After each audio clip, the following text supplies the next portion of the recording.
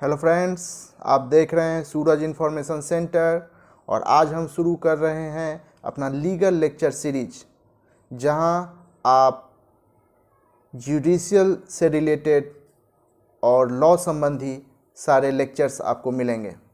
तो दोस्तों, शुरू करते हैं आज के इस लीगल लेक्चर सीरीज में अपना पहला लेक्चर, जिसका नाम है डिक्री एंड इट्स क्लासिफिकेशन। तो दोस्तों, आज हम जानेंगे कि डिक्री क्या होती है और इसके कितने प्रकार होते हैं। ये जो लीगल लेक्चर का सीरीज है दोस्तों, ये लॉ स्टूडेंट्स के लिए, जुडिशियल सर्विसेज का जो प्रिपरेशन कर रहे हैं उन लोगों के लिए एवं आम लोगों के लिए भी ये बहुत ही उपयोगी सीरीज है। इससे हम सोशल कॉज के लिए काम कर रहे हैं ताकि लोगों को पता चल सके जुडिशरी के बारे में, हमारे लीगल टर्म्स के बारे में और जो ज़रूरी लॉ संबंधी जानकारी होती है उनके बारे में। तो चलिए दोस्तों, शुरू करते हैं अपना ये आज का लेक्चर, जो है डिक्री एंड इट्स क्लासिफिकेशन। हम यहाँ बात कर रहे हैं डिक्री की। डिक्री क्या होती है, तो हम सबसे पहले डेफिनेशन ऑफ डिक्री देखेंगे, उसके बाद हम इसे स्टेप बाय स्टेप स्प्लिट करके समझेंगे। तो दोस्तों, जैसा कि स्लाइड पे दिख रहा है, definition of decree section 2 subsection 2 में CPC 1908 में इसे डिफाइन किया गया है डिक्री को। तो decree means the formal expression of an adjudication which so far as regards the courts expressing it conclusively determines the rights of the parties with regard to all or any of the matters in controversy in the suit and may be either preliminary or final। दोस्तों, अब हम definition को split करके समझेंगे कि आखिर decree क्या होती है। इसे जो डिफाइन किया गया है उसे हम स्प्लिट करेंगे। तो डिक्री में दिया गया है कि it is a formal expression of an adjudication. Adjudication क्या होता है, तो एडजुडिकेशन जो है इसे हम न्याय निर्णयन कहते हैं। एडजुडिकेशन जो होता है ये judicial decision of the court on the point of controversy होता है। इसे हम हिंदी में न्याय निर्णयन कहते हैं। तो ये जो होता है इसे बोला गया formal expression of an adjudication. Formal expression क्या होता है, फॉर्मल एक्सप्रेशन जो होता है वो प्रारूपिक अभिव्यक्ति होता है। इसका एक फिक्स्ड प्रोफॉर्मा होता है जिसमें डिक्री दी जाती है। तो ये सबसे पहले हो गया formal expression of an adjudication. दोस्तों, डिक्री जब भी हो, ये डिक्री तब दिया जाता है जब कोई केस फाइनली डिस्पोज्ड ऑफ हो जाता है, जब इसका कंक्लूजन निकल जाता है तब उसे डिक्री दिया जाता है, तब उसे डिक्री कहा जाता है। तो सबसे पहले इसका जो फर्स्ट पार्ट है इसमें बोला गया है it is a formal expression of an adjudication. किसी भी एडजुडिकेशन का, जुडिशियल डिसीजन का ये फॉर्मल एक्सप्रेशन होता है। ठीक है, फॉर्मल एक्सप्रेशन जो होता है इसका एक फिक्स प्रोफॉर्मा, उसमें ये दिया जाता है। Now the second point is it conclusively determines the rights of the party. इसमें क्या है, कंक्लूजन दिया जाता है। जो पार्टी है, दोनों जो पार्टी होते हैं प्लेंटिफ एंड डिफेंडेंट, अभी मैं आज के लेक्चर में आपको प्लेंटिफ डिफेंडेंट के बारे में भी बताऊंगा। तो जो पार्टी है उनके राइट्स को, उनके क्लेम्स को इसमें कंक्लूड किया जाता है कि आपका क्या राइट्स है, आपका क्या क्लेम है और आपको क्या कंपेंसेशन दिया गया है। इस सब को इसमें पूरा क्लियर किया जाता है एडजुडिकेशन में। Now the third point is with regard to all or any of the matters in controversy in the suit may be either preliminary or final। तो दोस्तों, अगर कोई कंट्रोवर्सी है, इसमें बहुत सारे पॉइंट्स हो सकते हैं, बहुत सारे बातों पे विचार हो सकता है।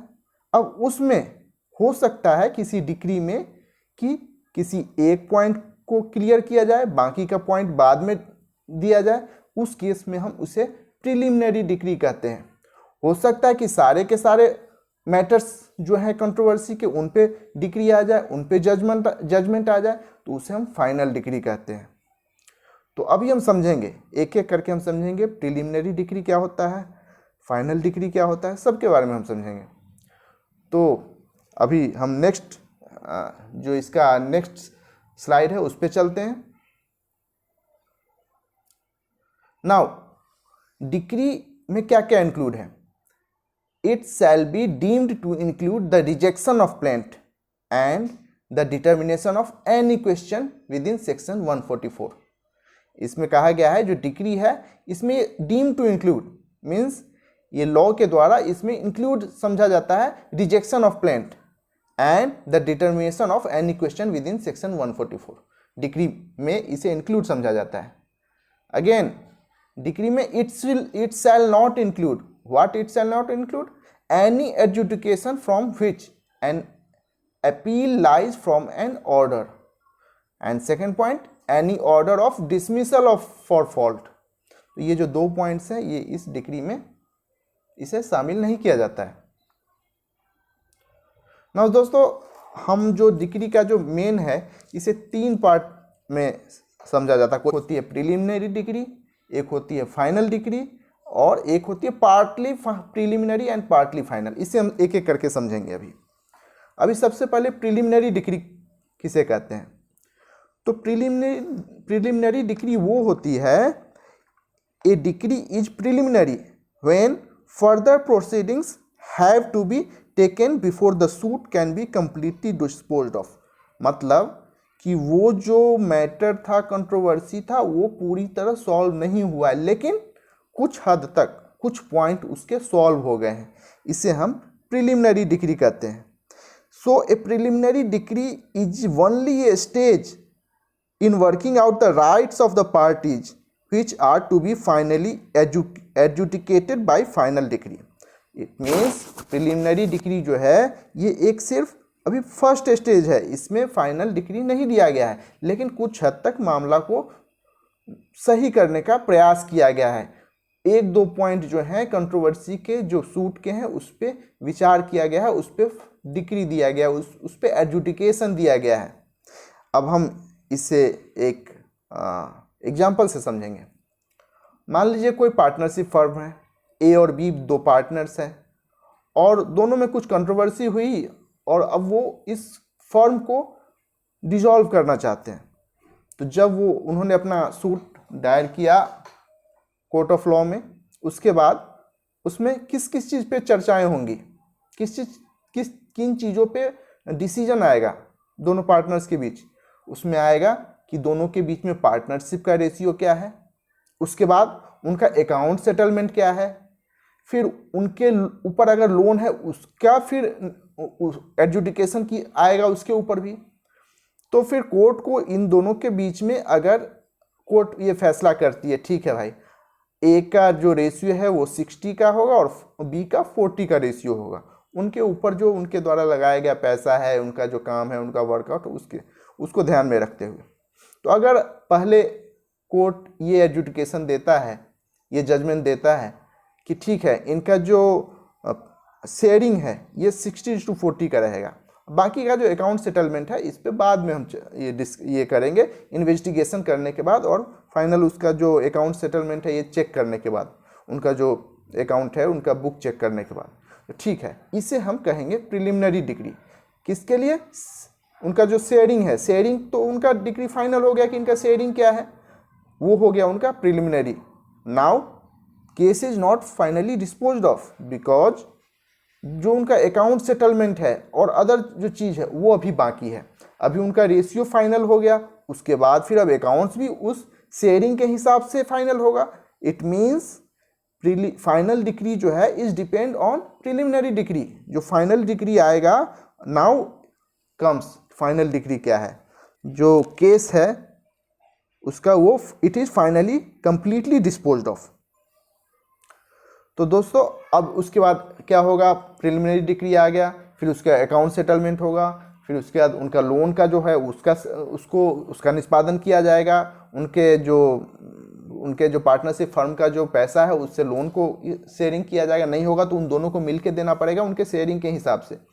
तो फिर उसके बाद ये जो suit will be considered as completely disposed of. और जब ये कंप्लीटली डिस्पोज्ड ऑफ हो जाएगा तब इसे हम फाइनल डिक्री समझेंगे. कोई भी डिक्री आती है उससे पहले जजमेंट आता है, डिक्री से पहले जजमेंट आता है, जजमेंट के बाद डिक्री आता है. सो अब यहाँ पे ये बात आती है कि decree comes into existence when only after judgment is finalised. Decree आने के बाद इसे सील और साइन भी किया जाता है, साइन करके सील भी किया जाता है, तब ये फाइनल इसे डिक्री नहीं समझेंगे। So it is the suit will be considered completely disposed of when the judgment is finalised. उसके बाद decree comes into existence. Judgment finalise होने के बाद डिक्री एग्जिस्टेंस में आता है, ना कि साइन और सील के बाद। तो अब इसके बाद हम फाइनल डिक्री भी समझ गए। एक और हम यहाँ पे एक और हम एग्जांपल लेते हैं। मान लीजिए किसी हस्बैंड और वाइफ के बीच में डिवोर्स केस चल रहा है और वाइफ ने सूट किया है अपने मेंटेनेंस के लिए, मेंटेनेंस का जो अमाउंट होता है उसके लिए। तो इसका वाइफ का जो सूट है कोर्ट में गया, तो कोर्ट का जो एडजुडिकेशन आया इसमें आया, ठीक है, फर्स्ट जो इसका जो डिक्री आया वो कि मेंटेनेंस चार्ज हस्बैंड को देना पड़ेगा। उसके बाद अब कितना देना पड़ेगा ये डिसाइड नहीं हुआ, तो प्रिलिमिनरी डिक्री तो आ गया कि भाई देना पड़ेगा मेंटेनेंस चार्ज, इसे हम प्रिलिमिनरी डिक्री बोलेंगे। और जब ये फाइनल हो जाएगा कि कितना अमाउंट दिया जाएगा, कितना उनको प्रॉपर्टी दी जाएगी, जब ये फाइनली ये एडजुडिकेट हो जाएगा तब ये इसे हम फाइनल डिक्री बोलेंगे। इसके बाद ये इस केस का फाइनल डिक्री कहलाएगा जब ये सूट कंप्लीटली डिस्पोज्ड ऑफ हो जाएगा। Now comes partly preliminary partly final. So what is this? मान लीजिए कोई केस है, कोई लैंड एडजुडिकेशन का या प्रॉपर्टी कंट्रोवर्सी है किसी दो फर्म के बीच में, दो जो पार्टी हैं प्लेंटिफ एंड से डिफेंडेंट के बीच में। अब दोनों के बीच में किसी प्रॉपर्टी को लेके कंट्रोवर्सी है, तो कोर्ट में जब ये सूट गया तो कोर्ट ने इस पे जो डिक्री दिया, इसमें किन किन बातों पे चर्चाएं होंगी। फर्स्ट जो है उनका होगा टाइटल का कि किसका है, उसके बाद होगा पोजीशन का। तो मान लीजिए कोर्ट ने दे दिया टाइटल डिक्लेरेशन पे डिक्री जजमेंट दे दिया, उसके बाद रिटर्निंग ऑफ पोजीशन। अब मान लीजिए ए के पास था प्रॉपर्टी, उसको बोला नहीं, you have to give it to the B, क्योंकि this is the right of B, ये बी का है। तो उसमें टाइटल डिक्लेरेशन हो गया, रिटर्निंग ऑफ पोजीशन हो गया। तो टाइटल डिक्लेरेशन और रिटर्निंग ऑफ पोजीशन के लिए ये हो गया फाइनल डिक्री। बट इसमें एक और चीज़ भी देखा जाएगा कि ए के पास ये प्रॉपर्टी कितने दिन से थी, इस बीच में ए ने उससे कितना प्रॉफिट लिया या ले सकता था, जिसे हम बोलते हैं मध्यवर्ती लाभ या मीन प्रॉफिट, जिस पे हम नेक्स्ट वीडियो बनाएंगे दोस्तों। तो जो अब ये मीन प्रॉफिट के लिए जो हो गया ये प्रिलिमिनरी डिक्री हो गया। So now this is called partly preliminary और partly final. So this is final for title declaration and returning of possession, but for mean profit it is partly preliminary. जब mean profit के लिए जो commission बनाया जाएगा, जो ये जांच करेगा कि इसमें कितना उससे फायदा हुआ, जो उसे बी को रिटर्न करना है, या कितना हो सकता था जिस कारण बी को इतना लॉस हुआ, जब ये फाइनली डिस्पोज्ड ऑफ हो जाएगा तो फिर इसे हम फाइनल डिक्री बोलेंगे मीन प्रॉफिट के लिए। सो दोस्तों ये तीन तरह की जो डिक्री का क्लासिफिकेशन है, preliminary, final and partly preliminary, partly final, इसे समझाने का मैंने कोशिश किया है अपने इस वीडियो में। अब हम चलते हैं आगे, डिक्री होल्डर और जजमेंट डेटर में क्या अंतर है और प्लेंटिफ और डिफेंडेंट में क्या अंतर है। तो दोस्तों decree holder as per section 2 subsection 3 of CPC, decree holder वो है जिसके फेवर में डिक्री जाता है, और जजमेंट डेटर जिसे हम निर्णित ऋणी भी कहते हैं हिंदी में, judgment debtor as per section 2 subsection 10 वो है जिसके अगेंस्ट में डिक्री जाता है। तो हम डिक्री होल्डर जजमेंट डेटर का अंतर समझ गए। डिक्री होल्डर जिसके फेवर में डिक्री जाता है और जजमेंट डेटर जिसके अगेंस्ट में डिक्री जाता है, जिसके अगेंस्ट में एडजुडिकेशन जाता है। सो यहाँ से हम ये देखते हैं कि it is not necessary that जो डिक्री होल्डर है वही प्लेंटिफ हो, उसने ही केस फाइल किया हो, ऐसा कोई ज़रूरी नहीं है। हो सकता है जिसने सूट फाइल किया हो, जिसने सूट किया हो, उसके अगेंस्ट में डिक्री हो जाए तो डिक्री होल्डर तो हो जाएगा, नेक्स्ट पार्टी हो जाएगा।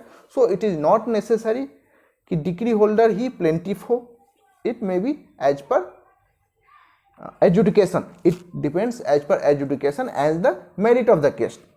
Now the next thing is that what is plaintiff and defendant। ये जो टर्म्स हैं ये लीगल टर्म्स हैं और ये बहुत ही जो किसी भी केस का सूट का जो शुरुआत होता है ये इसमें ही ये आते हैं कि who is plaintiff, who is defendant, who is decree holder and who is judgment debtor। So now the second point is what is the difference between plaintiff and defendant। So here plaintiff, who is plaintiff? It is the person who brings the suit to the court, basically the one who starts the case is called plaintiff। जिस बंदे ने suit को case court में लाया है और जिसने suit की शुरुआत की है, केस की शुरुआत की है, he is called the plaintiff। And who is defendant? So a defendant may be an individual or company who is sued or accused in a court of law। जिस पे केस चलाया जाता है उसे डिफेंडेंट बोलते हैं। लेकिन ये जरूरी नहीं है कि जिस पे केस चलाया जा रहा हो या जिसे सूट किया गया हो वही दोषी हो सकता है कि प्लेंटिफ ही दोषी हो। सो बट लीगल टर्म में जो हमारा लीगल टर्म है, जो टर्मिनोलॉजी है, उसमें बोला जाता है plaintiff who brings the suit to the court and defendant कौन है, who is accused of, who is sued in a court of law is called defendant। दोस्तों आप देख रहे थे डिक्री एंड इट्स क्लासिफिकेशन पे सूरज इंफॉर्मेशन सेंटर के इस यूट्यूब चैनल को, और ये वीडियोस आपको कैसा लगा ज़रूर बताइएगा कमेंट करके, और इस वीडियो को उन लोगों तक ज़रूर पहुंचाइए जो किताबें नहीं खरीद सकते या कॉलेज नहीं जा सकते, और उन तक सारी जो इन्फॉर्मेशन है, नॉलेज का, फ्री नॉलेज टू ऑल का जो हमारा मकसद है, हमारा ये जो सोशल कॉज है, ये इस चैनल का मेन मकसद, मेन मोटिव, मेन ऑब्जेक्टिव है सोशल कॉज के जरिए हमारे सोसाइटी में, हमारे समाज में, हमारे देश में फ्री एजुकेशन को जन जन तक पहुंचाना। इसमें आप सब सहयोगी बने और हमारे इस वीडियो को, हमारे चैनल को लाइक, शेयर और सब्सक्राइब करें ताकि हमें मोटिवेशन मिले और हम नए नए वीडियो अच्छी चीज़ों पे अच्छी जानकारी आप लोगों तक पहुंचाएं। धन्यवाद।